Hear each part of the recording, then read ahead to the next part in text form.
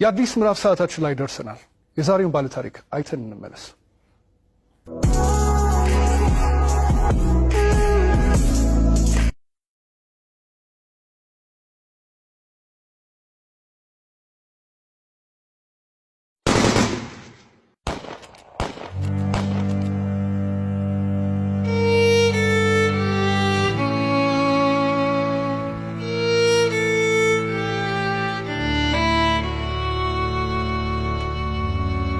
ስሜ ብርቱካን እባላለሁ። ተወልጄ ያደኩት ስናን ወረዳ ነው። ከእናትና ከአባቴ የመጀመሪያ ልጅ እኔ ነኝ። እኔን እንደወለዱ ነው አጋጣሚ አባቴም ወደ መንትን ያለ የተሰደደው። እናቴ በህይወት ያረፈችው በወሊድ ምክንያት ነው። ከዛ በኋላ ምንድነው የተደረገው? አያቴ ጋር እንዳድግ ቆየው። ከአያቴ ጋር እየኖርኩ ያለ 8 አመት ሲሞላኝ ትንሽ እሷንም ይቸግራታል። እባካችሁ ልጅትን ለሰው ልስጥ እና ፈልጉልኝ ምናምን ትላቸዋለች እሷ ማለት ነው አያቴ አሉ። በ8 አመት ያስወጥተው ወሰዱኝ።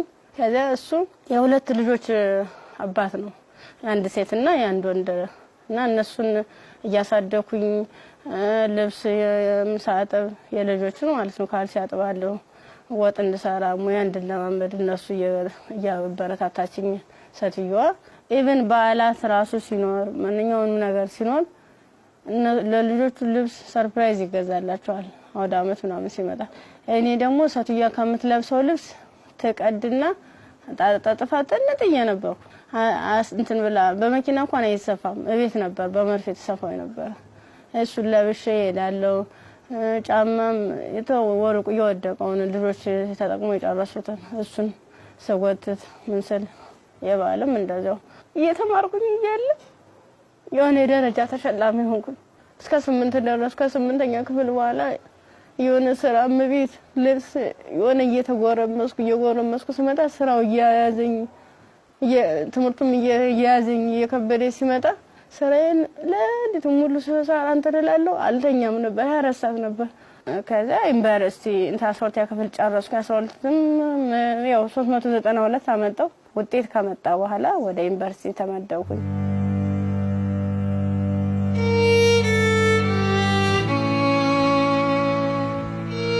ዲፓርትመንት መረጥ በፋርማሲ ስገባ በቃ እነሱ ራሱን ማበረታታት ጀመሩ። አይዞሽ ኢቭን ደፍተር እስክሪብቶም የሃንዳውትም ሙሉ ነገሩን እየሸፈኑልኝ ነበር እነሱ ነበሩ ቢሮ ላይ ማለት ነው።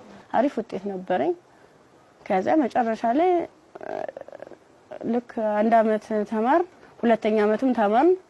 2ኛ አመት ላይ የተወሰነ ረብሻ ይከሰታል በሰዓቱ ማለት ነው። ረብሻ ሲፈጠር ምንድነው 3 ሰዓት ነው ከሌሊቱ 3 ሰዓት ላይ እኔ አጋጣሚ ከልጆች ጋር እንትን ነበርኩ ላይብራሪ ነበርኩ። እኔ ወደ ውስጥ ስንመለስ ውስጥ ላይ የሆነ ሰው ሲተኩስ ከውጭ ላይ ይቀባበላሉ። ከዛ ኧረ ምንድነው በዚህ ውጡ በዚህ ወረዱ እንዴ ወንበስ በሉ እንትን ታኙ ተንበልበሉ ምናምን ይሉናል። ከዛ ልክ እየተኛን እየተሳብን እንደባብ እየተሳብን እየሄርን ያለ መጨረሻ ላይ እዚህ ጋር ገቡ በቃ እናምልጥ እንደዚህ ያለን ሰዎች ለካ ውስጥም ውጭም ይተኩሱ የነበሩት እነሱ ናራዋል። ውጭ ላይ ስንል ምንም የተጠቀለብስ አለበሱ። ከዛ አንደኛው ትጥቅ የለበሰው እዚህ ጋር ግቡ ምክንያቱም እንደዚህ ድብልቅልቁ እየወጣ ነው እንዴ ህይወታችን ማትረፍ አትፈልጉም ሲለን እሺ ብለን ታርጋብገን ሁላችን ሰዎች አንድ ላይ ወጥተን ገባን። አንድ ላይ ገባን። በቃ ፍስፍስ አርጉ ይዘው ሄዱ። እየከለሉ ሄዱ። ምንድነው ወደ ጫካው ስንዳረስ ሰውነታቸው መከለል ጀመሩ። ያ ማለት ምንድነው አይናቸው ብቻ እንድትታይ ነገር ግን ሌላ አካላቸው እንትና ሙሉ ብረት ነገር ነው። ስንገባ ምንድነው ኖርማል ወታደር ነበር። ግን እኔ ምን እዚያው ላይ እየቀየሩን ምን ሰዓት እንደቀየሩ አላየናቸው። ከዛ እየሄርን እያለ ጫካ ስንጀምር መኪናውን ከዚህ በኋላ መኪና መግባት አይችልም ውረዱ በእግራችን ዱብ እያለ ነው የምንሄዳው። ልክ በእግራችን እየሄርን እያለ እንትን አይናቸው ብቻ እንድትታይ ሌላቸውን ሸፈኑና ጸጉራቸውን ገለጡት። ያኔ ኬፕ ነገር ነበር የለበሱ። ጸጉራቸውን ሲሉት እንደሹ ቀጥ ያለ ነው። እንሄዳለን መንገዱ ያልቅም። 6 ሰዓት ፈጀብን።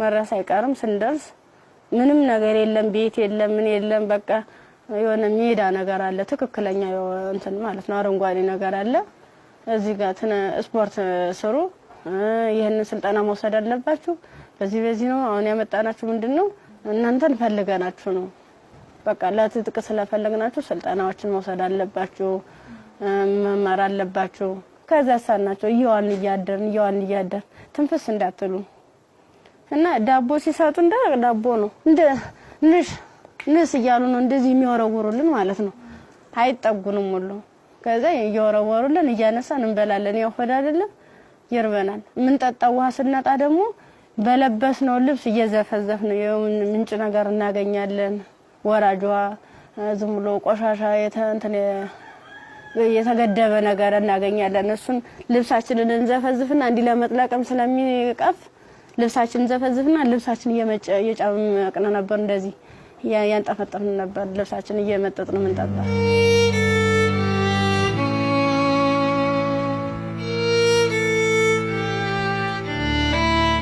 አመት ከ6 ወር ከሞላ በኋላ በቃ ስራችንን እንጀምር ይላል አንደኛው ማለት ነው ስራችንን እንጀምር ፕሮሰሱ አልቋል ያቀርነው ጊዜም እስከዚህ ነበር ምን ፈልገውን ነገርም ተሳክቶልናል አሁን ደግሞ እንቅስቃሴ እንጀምር ዳይ ምናምን አሉና መጀመሪያ ላይ ልብስ ነው አውልቆ የታዋን ሙሉ ልብሳችንን አውልቀን ነው እንግዲህ እንደንተን ሶስቶቹ አራቶቹ ተሄዱ በኋላ ነው አምስተኛ ላይ ነበርኩ በአምስተኛው ሰዓት ላይ ምንድነው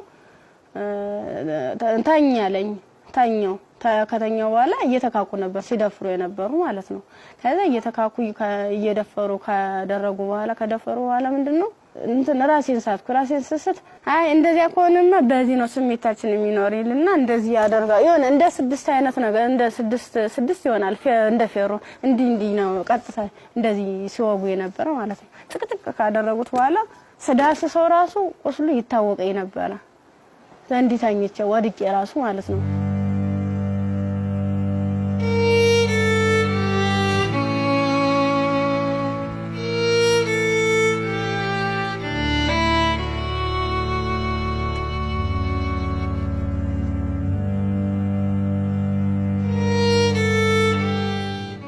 ካንገት በላይ ደግሞ እንትን በምንድነው ጭንቅላቴ ነው ሁለት ሲመታኝ የኛው ተከፈተ ጭንቅላቴ ማለት ነው እንደዚህ ያድርገዋል ማለት ነው ሌላስ ምን ይሻላል ከዛ የሆነ እንትን የሚልም ነገር አለ ቢላ ማለት ነው በሱ ይፈቀፍቀዋል ጻጉሬን ማለት ነው ሲፈቀፍቅ እየደማ ነበር በዚህ ሚተለትላሉ እንደምላጭ አይነት ነገር ይዘዋል የሁሉ ትልትል ነው ይሄን ማህፀኔ ከተጨቀጨቀ በኋላ ምን ማለት ነው ሜት ተጣል ምን ሆነ ግን ምንድነው በስድስተኛ ቀና በየን ተሰል ምንም ነገር የለም ከጎኔም ረሳለ ከጎኔም ልጅ ተርትላለች በቃ ከሷ የተሻልኩ ስለሆነ የለበስኩትን አረቄን ልብስ ሙሉ ጫርጊ አውልቄ እንትን አሰርኩት ተንትኑ ጋር አጣብቄ አስሬ እየጎተትኩ ያ ማለት ምንድነው እኔ ሙሉ አካል ስላለኝ ነው ያንንስ አድርጌ ነበር እየጎተትኩ ይተላቀስ ርያል በቃ አርቃንሽን ሆነሽ በጣም ነው የሚያሳዝነው ቁምጣ ነበረች ቁምጣዬን ደግሞ ያላስለብሰኝ አለ ቁስሉ ማለት ነው እንዲ ክፍቱን አድርጌ ልብሴን ግን ሙሉ ቃኔን ለሷ ለበስኳት የለበስኳት አንድ ቀሚስ ነበርና ቁምጣ ከስር ለብሼ ነበር የለበስኳት ልብስ በቁምጣዬ ማሰር አልቻልኩም አውልቄ ሁሉ ሞክሬያለሁ ሙሉ ደም ማለት ነው ከዛ በሷ አሰርኩና የወጥቱ ሰል ገሩ ይመጣሉ በሰዓቱ ማለት ነው ከዛ እንዲታ ያንዘላዘሉ እንትን ብላ እንደዚህ ተሸክሙ ያንዘላዘሉ ይዘዋት ይሄዳሉ ሀይዟ ሲሄዱ እኔ አልሰማማ እንትን አለለም በቃ እንዳንችልስ አንችልስ ገላጌ ተገኘ ብላኝ እኔ እንጂ ይብለኝ ደህል እንጂ በጥምራ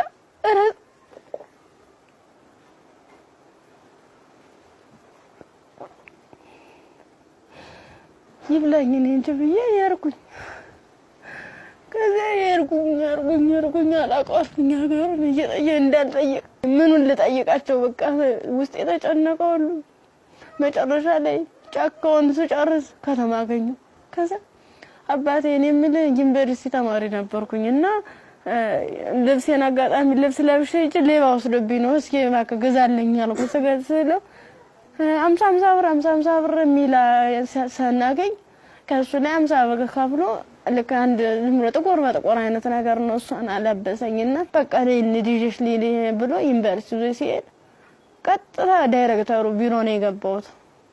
ከዛ ቀጥታ ዳይሬክተሩ ቢሮ ስገባ ምንድነው ሙሉ ነገሩን ካየ በኋላ ህክምና ውስጥ እንደገባ ማህፀን እንዲታሸግ ከአንገት በላይ ያለው እንዲታሸግ ተደረገልኝ።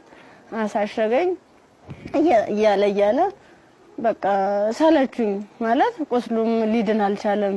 እነሱም ካቅማቸው በላይ ሆነ። እኔ አማራጭ ምንድነው ዩኒቨርሲቲው ትምህርት ቤቱ ፊት ለፊት መለመን ጀመርኩኝ።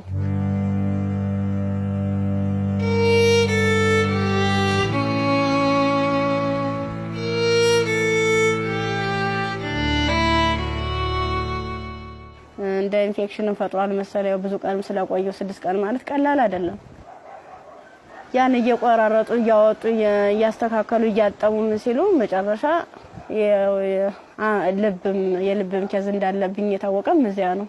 ልክ በራሳቸው መኪና ነው ወስደውኝ አምጥተው እዚህ ጣሉኝ፣ አዲስ አበባ ማለት ነው። ከዛ አዲስ አበባ ሲጥሉኝ ምንድነው ወዴት ልሂድ በቃ ህይወት መስቀልቅል እንዳለብኝ እብድ ሆንኩኝ፣ አበርኩኝ። ከጊዮርጊስ ወደ ማርያም ሄድኩኝ። የማርያም ቀን ነው ልሂድ እስኪ ምናምን ብዬ ሰው በሚሄድበት እየተከተልኩ እዛ ስል ቅድስት ማርያም ይላል። እዚያ ቁጭ ብዬ እየለመንኩኝ ታገኘኛለችና ብር ትሰጠኛለች። 50 ብር ተሰጠች። በኋላ ምን ፈልገሽ ነው ምናምን አይዞሽ ምናምን አለችኝ። እኔ ኮሌጅ ተማሪ ነኝ እና በዚህ ረብሻ ምክንያት ነው እንደዚህ ተፈጠረው። እንዴት ላድርግ እንዴት ልሂድ ብለሽ አልኳት።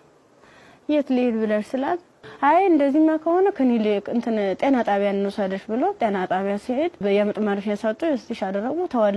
ከተወለደ በኋላ በጣም ራበኝ።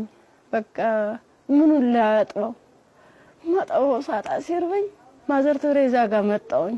ምን ላድርግ አልኳት። በቃ ጨለመብኝ እባክሽ አስገብኝ ስላት ከጎንሽ አለን ብላ መድኃኒቶቹንም ያንዳንዱ የህክምና ክትትሎችን እያደረጉልኝ ውስጥ ላይ ከነሱ አቅም በላይ የሆነውን ሪፈራል ተጻፈልኝ።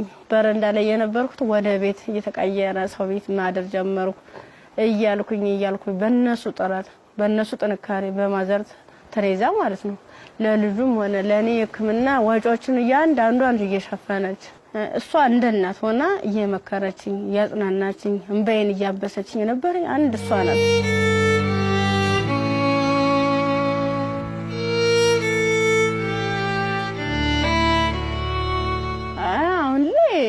በጣም ከባድ ነው። ልጁም ከፍ እያለ ሲሄድ ጡት በማጥዋት በሚችልበት ሰዓት እየደከመኝ እያመመኝ ትንፋሽ ማጠር በቃ ድክም ይለኛል። መንቀሳቀስ አልችልም። ያን ያክል ማለት ነው። ብዙ መድኃኒቶች ነው የምወስደው። የሚዋጥ መድኃኒት አለ፣ መርፌ አለ እና እነሱን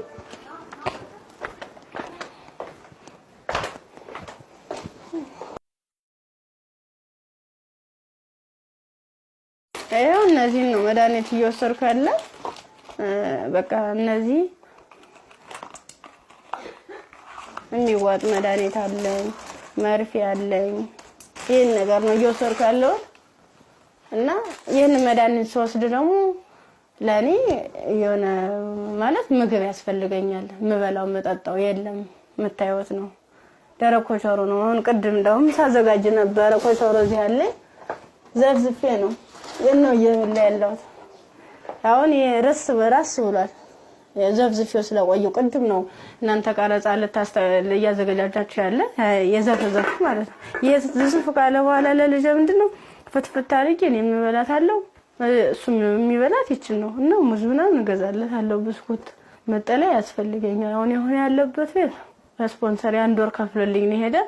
ሌላውን ግን እየለመንኩ ነው ውጭ ላይ ማለት ነው። የሆነ ነገር የልጅውን ወደ 3 ወር አለፈው ሰውን እንድንቆጣጣው ማለት ነው። መታጠቢያ ሰዓት አይደለም ብቻ ቃላት የለኝም። በቃ የድረሱልኝ ምን አንድም በቃ ወደ ፍትስ ምን አይነት ህይወት ነው የሚኖረው? ምንድነው የማደርገው? ለምን ነገር በጣም እየራበኝ ነው። በቃ ራበኝ አልቻልኩም።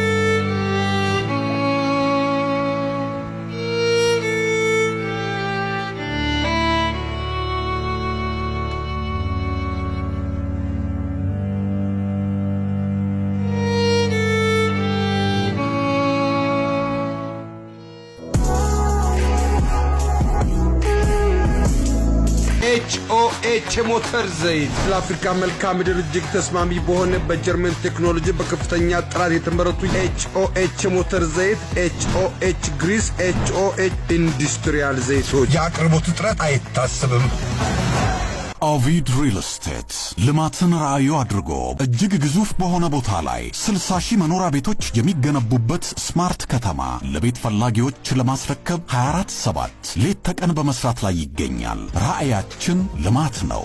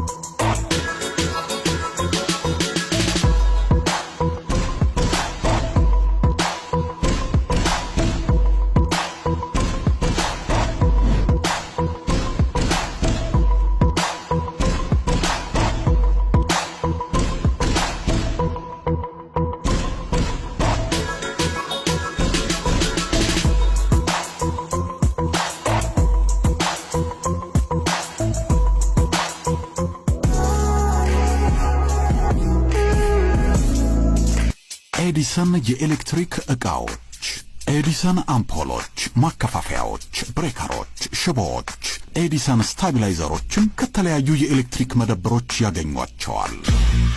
ኤዲሰን ታላቅ ስም። የብርቱካንን ታሪክ ነበር አይተን የተመለስነው።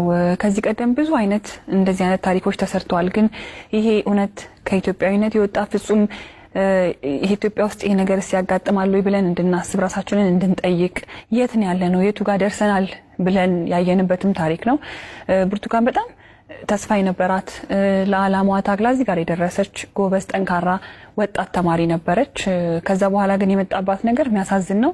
የመጣባትን ነገር መቋቋም ባልቻለችበት ሁኔታ ላይ ደግሞ ተጨማሪ ነገር ወደ ህይወቷ መጣ። ያም ልጇ ነውና ለልጇ ብርቱካን ምን ብላ ይሆን ታሪኳን የምትነግረው ብዬ ሳስብ ነበር። በጣም የሚያስጨንቅና የሚረብሽም ጭምር ነው። የሷም ህይወት ተበላሸ ስንል እንደገና ደግሞ ህፃን ልጅ ወደዚህ አምጥታለች። የዛ ህፃን ልጅ ተስፋውስ ምንድነው? ነገስ የሚመለስለት መልስ ምንድነው? ይሄ ልጅስ እንዴት አድርጎ ነው አድጎ ሀገርን የሚረከበው ብለን እንድንጠይቅ የሚያደርገንም ይመስለኛል። የብርቱካን ታሪክ በጣም ብዙ ሴቶች ላይ ያጋጥማል። ግን ደግሞ ይሄኛው የሚዘገንንና ለመስማትም ለጆሮም ለማየትም የሚቀፎ ነው ያገኘው። ያው ሰው ስትሆኚ ተፈተኛለሽ። አንዳንዴ የፈተናም አይነት አለው እንዴት ያለሽ በቃ በርግጥ ላያስችል አይሰጥም ይባላል። ግን ደግሞ አንዳንዴ ከመቻል በላይ የሚሆኑ ፈተናዎች አሉና እንደ ኢትዮጵያ እንደ ሀገር ደግሞ ስታስቡ እንደዚህ አይነት ሁኔታ የሚደረግበት ማህበረሰብ ውስጥ ነው እንደ ያለ ነው። በምን አይነት ሁኔታ ነው ህይወታችንን እየመራን ያለ ነው የሚለው ራሱ ሌላ ጥያቄ ነውና በጣም ከባድ ነው። የብርቱካን ቪዲዮንም ቁጭ ብዬ ሳየው እውነት ለመናገር አንደበት የለኝም። ከአእምሮ በላይ ነው። እጅግ በጣም የሚሰቀጥጥና የሚዘገንን ከመሆኑ ብዛት የተነሳ ጭራሽ እንደውም ፊልም ነው እንዴ አክቲንግ ነው እንዴ የሚያስብል ሁላ። ምክንያቱም ያው ብዙ ሆረር ፊልሞችን እንሰማለን፣ ግን የእውነት መሬት ላይ የወረደ እንደዚህ በዚህ ልክ የሚሰማ ነውር ሁላ አለ ወይ እስከ ማለትም ድረስ አለና ብርቱካን እንግዲህ ስቱዲዮ ውስጥ ትገኛለች። አብረን ቆመን እንቀበላለን። እንኳን ደህና መጣሽ። እንኳን ደህና መጣሽ።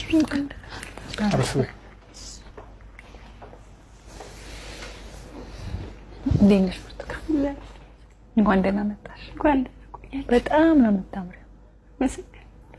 በጣም ቆንጆ ከለሯ ራሱ እንዴት እንደሚያምር።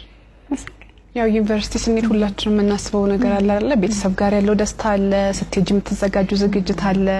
ከሄድሽ በኋላ ደግሞ ያው ቤተሰብ ነው ገንዘብ የሚልከው እንፈልገው ነገር። ያን ጊዜ እንዴት አሳለፍሽ? ስትሄጂስ እንዴት ነበረ?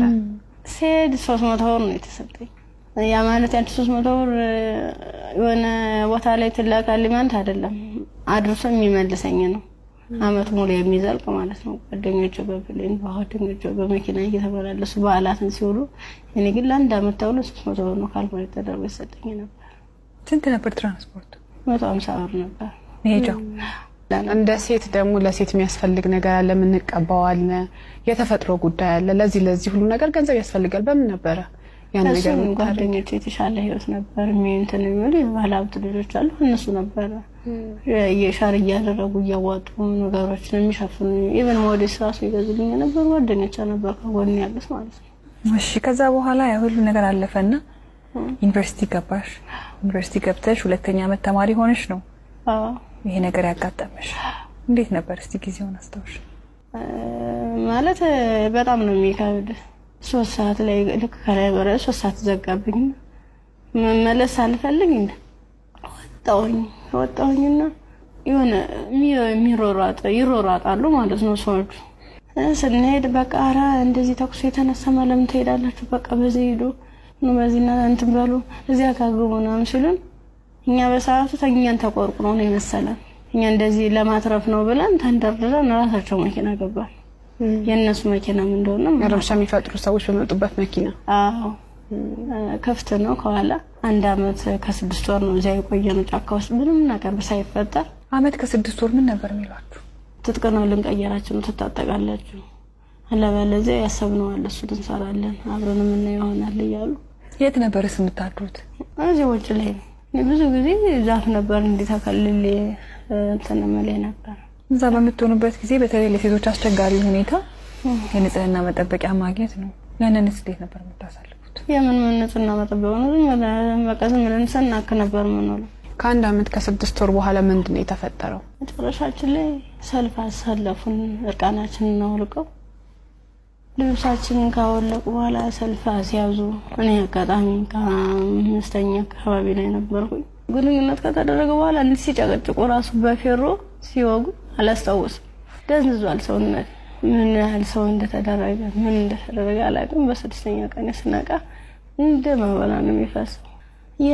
እሷ ደግሞ አንድ አካል ስለጎደላት ምንድነው አማራጭ? የለበስኩትን ልብስ አውልቄ ለሷ ነገሮቿን አስሬ ነውቅፋ እየወተቱ ጀመረ ጀመሩ። እንዳላዝላት አልችላትም። ከዛ አብረን ነው እኮ ምን ሄደው አንቺ ነው እኮ ትችላለህ ድም ስትለኝ እንዲሁ ነው ሁለት አካል ስንኩል ማን ይቀበለናል አልኳት። እንግዲህ ማንም ቢሆን እንደዚህ ደም እየፈሰሰ እንደዚህ ምድሩ ሁሉ ጨልሞብኝ ነገ ወዲያ የተሻለ ህይወት አገኛለሁ ብዬ ነገ ወዲያ ጥሩ ቦታ ደርሳለሁ ብዬ አሰብኩት ይስለኝ። በቃ መጨረሻው እንደዚህ ሲያመር እንደዚህ ሲሆን በጣም ከፋኝ። በቃ ለሁሉም ማለት ነገ ወዲያ እንዴት ነው የምሆነው? ምንድነው ማድረግስ የምችለው? በምን አይነት መልኩ ነው ህይወቴንስ መጠገን የምችለው? አይዞሽ የሚለኝስ ማንኛው ሰው ነው? በቃ አለው እንደዚህ መጨረሻ ላይ ምንድነው ጎዳና ተዳዳሪ ሆንኩት። ጎዳና ነው ወድቄ በቃ እኔ እንጂ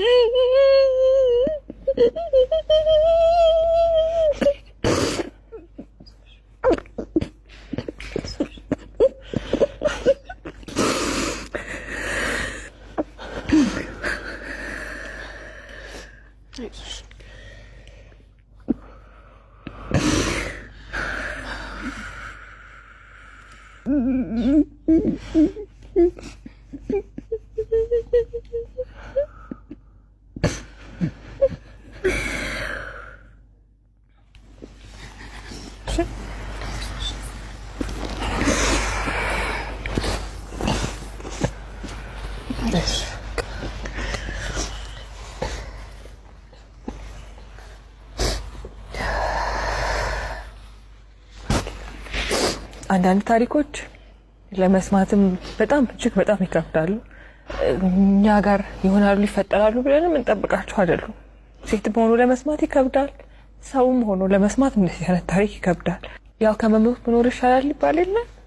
እግዚአብሔር አንቺን በዚህ ፈተና ውስጥ አሳልፎ ዛሬ ላይ ሲያደርስሽ ምክንያት የለውም ማለት አንችልም። በፈጣሪ ስራ ማንገባም፣ ግን በጣም ጠንካራ ነሽ።